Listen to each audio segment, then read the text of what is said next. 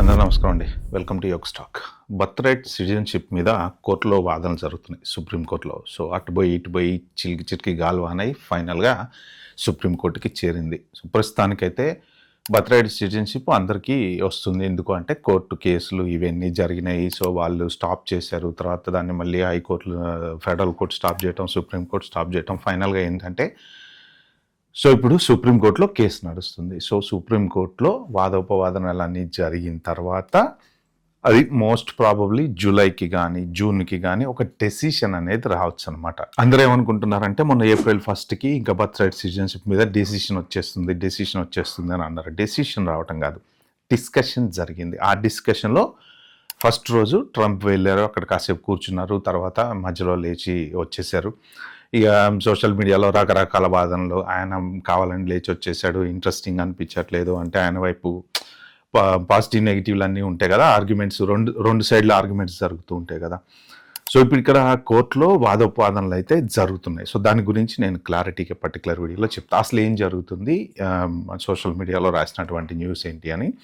So చిన్న quick recap. అసలు birth right citizenship ఎందుకు ఇవ్వాలి? ట్రంప్ ఏమంటున్నాడు, అది స్లేవ్స్కి పుట్టినటువంటి పిల్లలకు ఇవ్వాల్సినటువంటి బర్త్ రైట్ సిటిజన్షిప్. దాన్ని అందరూ బిజినెస్ లాగా చేశారు. బర్త్ టూరిజం అంటే ఎక్కడెక్కడి నుంచో లాస్ట్ మూమెంట్లో ఇది 4th మంత్ 5th మంత్లో అమెరికా రావడం, అక్కడ పిల్లల్ని కంటాం, బర్త్ రైట్ సిటిజన్షిప్ తీసుకోవటం.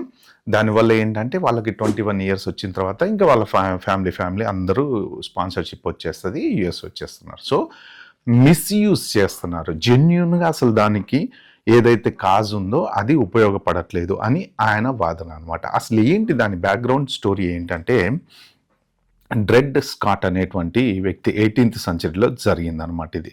సో అప్పట్లో ఈ నల్ల జాతీయులు స్లేవరీగా ఉంటుండే వాళ్ళు అనమాట. జనరల్గా బానిసత్వం అనేది ఉంటుంది కదా, అలా స్లేవరీగా ఉన్నప్పుడు మిజోరీ స్టేటు స్లేవరీ కింద ఉండేది. అక్కడి నుంచి ఆయన వేరే స్టేట్కి షిఫ్ట్ అయ్యాడు. ఆ షిఫ్ట్ అయినటువంటి స్టేట్లో ఏంటంటే స్లేవరీ అనేది లేదనమాట. సో స్లేవరీ లేదు కాబట్టి ఆయన ఏంటంటే, నేను ఇంకా ఇప్పుడు ఆ స్టేట్లోంచి ఇక్కడికి వచ్చేసి ఇక్కడ బతుకుతున్నా కాబట్టి నాకు ఈ స్లేవరీ నుంచి నాకు విముక్తి ఇవ్వండి అని చెప్పేసి ఆయన కోర్టులో కేసు వేసుకోవడం జరిగింది. అక్కడి నుంచి అది ఫెడరల్ కోర్టు, చిన్న డిస్ట్రిక్ట్ కోర్టు, ఇలా అన్నీ వెళ్ళి చివరికి సుప్రీం కోర్టు దాకా వెళ్ళింది అనమాట. సో సుప్రీం కోర్టులో దాని మీద వాళ్ళు డిస్కషన్స్ అన్నీ జరిగి చివరికి అంత వాదోపవాదనలు అవి అన్నీ విన్న తర్వాత 1857లో వాళ్ళు ఒక తీర్పు అనేది ఇచ్చారనమాట. ఏంటి అంటే, వీళ్ళు స్లేవరీస్ కాబట్టి వీళ్ళకి కోర్టులో కేసేసేటువంటి అర్హత లేదు అనేసి వాళ్ళు ఒక తీర్పు ఇచ్చారనమాట. సో అప్పట్లో జనరల్గా సోషల్ మీడియా న్యూస్ ప్రకారం ఏంటంటే, one of the bad decision supreme court వైపు నుంచి ఒక మంచి డెసిషన్ కాదు ఇది అని చెప్పి అంటుండేవాళ్ళు అనమాట. హిస్టారికల్లీ ఒక బ్యాడ్ డెసిషను అని చెప్పి అంటుండేవాళ్ళు అప్పట్లో. సో దాని తర్వాత ఏమైందంటే ఇతను ఏది ఈ డ్రెడ్ స్కాట్ అనే అతను వేసినటువంటి కేసు ఆబ్వియస్గా ఇంకా వాళ్ళకి కేసు, ఎందుకంటే వాళ్ళు సిటిజన్స్ కాదు కదా, యునైటెడ్ స్టేట్స్ సిటిజన్స్ కాదు కాబట్టి వాళ్ళకి అసలు కోర్టులో కేసు వేసేటువంటి హక్కు లేదు అని చెప్పేసి సుప్రీంకోర్టు చెప్పిందని అన్నారు అనమాట. తర్వాత ఏంటంటే చిన్నగా ఉద్యమాలు అనేవి ఆబ్వియస్గా వస్తాయి కదా, అలాగా అంతర్యుద్ధం అనేది స్టార్ట్ అయిపోయింది. అంతర్యుద్ధంలో గొడవలు అవి ఇవి జరగటము, తర్వాత వీళ్ళు సిటిజన్స్ కాదు, అది కాదు, ఇది కాదు అని చివరికి ఫైనల్గా ఏంటంటే ఈ అంతర్యుద్ధము అవి అన్నీ జరిగిన తర్వాత, ఎందుకు అంతర్యుద్ధం జరిగింది అంటే ఎప్పటికీ మనం ఇలానే బతకాలా అనేసి జనరల్గా ఎప్పటికీ ఒక రెవల్యూషన్ అనేది వస్తుంది కదా, ఆ రెవల్యూషన్ వచ్చినప్పుడు ఏంటంటే అప్పుడు గవర్నమెంట్ సో 1868లో వాళ్ళు ఒక 2 డెసిషన్లు తీసుకున్నారనమాట. అది మన 2 ఆలోచనలు చేశారు వాళ్ళు. మన జనరల్గా ఈ కాంగ్రెస్లో డిస్కషన్స్ అనేవి చేస్తారు కదా, అలాగా ఒక 2 డిస్కషన్స్ అనేవి చేశారు. ఒకటి ఏంటి అంటే, డ్రెడ్ స్కాట్ పైన కోర్టు ఇచ్చినటువంటి తీర్పుని ఓవర్టర్న్ చేయటమా, లేదు అంటే అక్కడ పుట్టేటువంటి పిల్లలు, ఈ స్లేవ్స్కి ఎవరెవరైతే పిల్లలు పుడతారో వాళ్ళకి బర్త్ రైట్ సిటిజన్షిప్ ఇవ్వటమా అనేసి ఈ 2 డెసిషన్ల మీద డిస్కషన్ జరిగిన తర్వాత 1868లో వీళ్ళు ఈ 14th అమెండ్మెంట్ అనేది క్రియేట్ చేశారనమాట. ఆ 14th అమెండ్మెంట్ ప్రకారం వీళ్ళు రాసుకున్నటువంటి ఆ అమెరికా గడ్డపై ఎవరు పుట్టినా సరే వాళ్ళకి బర్త్ రైట్ సిటిజన్షిప్ ఇవ్వాలి అనేది ఆ 14th అమెండ్మెంట్ ప్రకారం రాసుకున్నారనమాట. అందుకనే ఏంటంటే ఇప్పుడు ఎవ్వరు ఆ దేశానికి వచ్చి పిల్లలు కన్నా రిగార్డ్లెస్ ఆఫ్ వాళ్ళకి వీసా ఉందా, వీసా లేదా, ఇల్లీగలా, ఇంకోట దాని ప్రకారము వాళ్ళకి బర్త్ రైట్ సిటిజన్షిప్ ఇస్తూ వచ్చారు ఇన్ని సంవత్సరాల నుంచి. సో అందుకని ఏంటంటే మన వాళ్ళు కూడా H1B వీసా మీద ఉన్న వాళ్ళు డెలివరీకి 99% ఇండియాకి వెళ్ళరనమాట, అక్కడే పిల్లల్ని ఎందుకు అంటే వాళ్ళకి అక్కడ యుఎస్ సిటిజన్షిప్ వస్తుంది. 21 years తర్వాత వాళ్ళు పిల్లల్ని స్పాన్సర్ చేస్తారు, అదే మన పేరెంట్స్ని స్పాన్సర్ చేస్తారు. సో ఇలాగా వాళ్ళకి స్పాన్సర్షిప్ వచ్చిన తర్వాత వాళ్ళ మన సిబ్లింగ్స్ని వాళ్ళని తీసుకురావటం, అంటే ఇలా ఒక చైన్ ఆఫ్ జనాలని మొత్తం అమెరికాకి తీసుకొచ్చేస్తున్నారు. అంటే ఒక్కడు పుట్టడం వలన ఒక కుటుంబమే అమెరికాకి వచ్చేస్తుంది అనేది ట్రంప్ వాదన అనమాట. సో దీన్ని ఆపాలి అంటే ఏం చేయాలి అంటే, ఇప్పుడు సుప్రీంకోర్టులో జరిగేటువంటి వాదనల్లో కూడా ఆయన ఏం చెప్తున్నాడు అంటే, మాకు జ్యూరిస్డిక్షన్ ఎవరెవరి మీద అయితే ఉంటుందో వాళ్ళకి మాత్రమే మేము, అంటే జ్యూరిస్డిక్షన్ ఎవరి మీద జనరల్గా ఉంటుంది అంటే వాళ్ళకి అధికారం, ప్రభుత్వానికి అధికారం ఎవరి మీద ఉంటుంది అంటే లీగల్గా అమెరికాలో ఉండేటువంటి వాళ్ళ మీద అధికారం ఉంటుంది. ఇల్లీగల్గా ఉండేటువంటి వాళ్ళు మా జ్యూరిస్డిక్షన్ కిందకి రారు కాబట్టి మేము వాళ్ళకి ఎందుకు ఇవ్వాలి అనేది వీళ్ళ వైపు నుంచి వాదన అనమాట. కోర్టు వైపు నుంచి, అంటే ఇవి సోషల్ మీడియాలో రాసినటువంటి న్యూస్ ప్రకారం, కోర్టు వైపు నుంచి వాళ్ళు వాదించేది ఏంటి అంటే, అమెండ్మెంట్ ఉంది కదా 14th అమెండ్మెంట్, సో దాని ప్రకారము ఆ అమెండ్మెంట్ రూలింగ్లో మార్చి మీరు చేయొచ్చు కదా అని వాళ్ళు అంటారు అనమాట. అంటే ఇప్పుడు జస్ట్ సింపుల్గా మనం ఓవర్ నైట్ ఇది మార్చేసేదానికన్నా మీరు మామూలుగా దాన్ని 14th అమెండ్మెంట్ ఎలాగైతే అప్పట్లో డిస్కషన్ జరిగింది చేశారో అలాగే డిస్కస్ చేసి అలాగే దీన్ని రూల్ కింద మార్చేసి బిల్లు లాగా పెట్టి చేయొచ్చు కదా అనేది ఒక డెసిషను.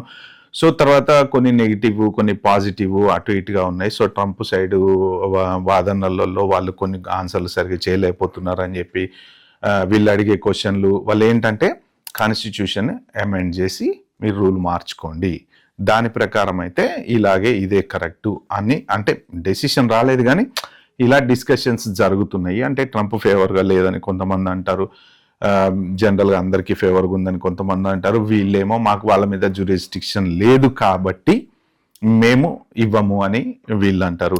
మరి వీసా ఉన్న వాళ్ళకి జ్యూరిస్డిక్షన్ ఉంది కాబట్టి ఇవ్వచ్చా అంటే, సో ఒకవేళ రేపు పొద్దున కోర్టు ఇచ్చేటువంటి డెసిషన్ ఎలా ఉంటుందో తెలీదు. సరే ఓకే, ఇల్లీగల్ వాళ్ళకి ఎవరికి ఇవ్వకండి, జ్యూరిస్డిక్షన్ ఉన్న వాళ్ళకి ఇవ్వండి అంటే వీసాలు ఉన్న వాళ్ళ పిల్లలందరికీ ఇవ్వాల్సి వస్తుంది అనమాట.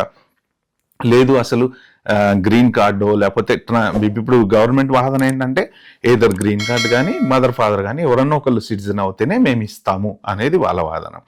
అలాగైతే కనుక ఆబ్వియస్లీ ఇంకా గ్రీన్ కార్డు ఉన్న పిల్లలకే ఇస్తారనమాట. సో ప్రస్తుతానికైతే వాదోపవాదనాలు అయితే సీరియస్గా జరుగుతున్నాయి. వీళ్ళు అడిగే క్వశ్చన్లు వీళ్ళు అడుగుతున్నారు, వాళ్ళు అడిగే క్వశ్చన్లు వాళ్ళు అడుగుతున్నారు. ఎవరి వైపు వెయిట్ ఉంది అనేది అయితే కరెక్ట్గా తెలియదు. కానీ మోస్ట్ ప్రాబబుల్లీ ఈ సోషల్ మీడియాలలో వీటిల్లో వస్తున్న డెసిషన్ అయితే ఏంటంటే కొంత ట్రంప్కు వ్యతిరేకంగానే ఉన్నది అన్నట్టు కూడా చెప్తున్నారు అనమాట. అంటే వాళ్ళు ఏంటంటే వాళ్ళు చూసేది కాన్స్టిట్యూషన్ అమెండ్మెంట్స్. ఇప్పుడు కోర్టు ఏం చూస్తుంది, రాజ్యాంగం చట్టంలో ఏం రాస్తుంది వాళ్ళు అవే చదువుతారు కదా.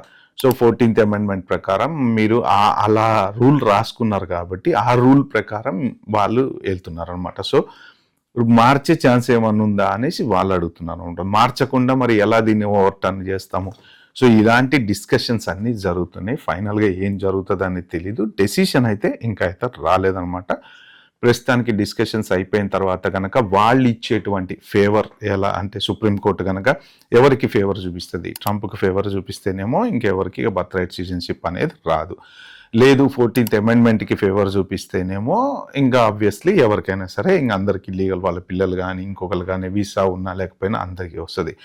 లేదు ఇన్ బిట్వీన్ మధ్యలో ఇచ్చింది అనుకోండి, ఫర్ ఎగ్జాంపుల్ లైక్ జ్యూరిస్డిక్షన్ ఉన్న వాళ్ళకి మీరు ఇవ్వండి, జ్యూరిస్డిక్షన్ లేని వాళ్ళకి ఇవ్వద్దు అంటే ఏంటంటే వీసా ఉండి లీగల్గా ఉండి, ఇప్పుడు H1 ఉంది ఫర్ ఎగ్జాంపుల్, F1 ఉంది ఫర్ ఎగ్జాంపుల్, అయితే L1 ఇలాగ లీగల్గా మనం ఉంటున్నాము, లీగల్గా ఉన్న వాళ్ళకి ఇవ్వండి. ఏ వీసా అయినా కానీ ఎనీ వీసా లీగల్గా అమెరికాలో ఉండేటువంటి వాళ్ళకి ఇవ్వండి, మిగిలిన వాళ్ళకి ఇవ్వద్దు అని అంటే కనుక అలాగా మన వాళ్ళకు కూడా ఖచ్చితంగా హెల్ప్ అయితే అవుతుంది.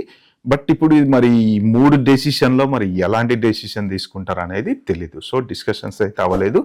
మోస్ట్ ప్రాబబ్లీ జూలై జూన్ ఆ టైంకి మాత్రం కరెక్ట్గా దీని గురించి తెలిసేటువంటి అవకాశం అయితే ఉంది. అది ఫ్రెండ్స్ మొత్తానికి అయితే బర్త్ రైట్ సిటిజన్షిప్ గురించి. ఓకే, ఈ వీడియో కనుక మీకు నచ్చినట్టుంటే ప్లీజ్ అండి లైక్ చేసి subscribe my channel. Thank you, bye, have a good day.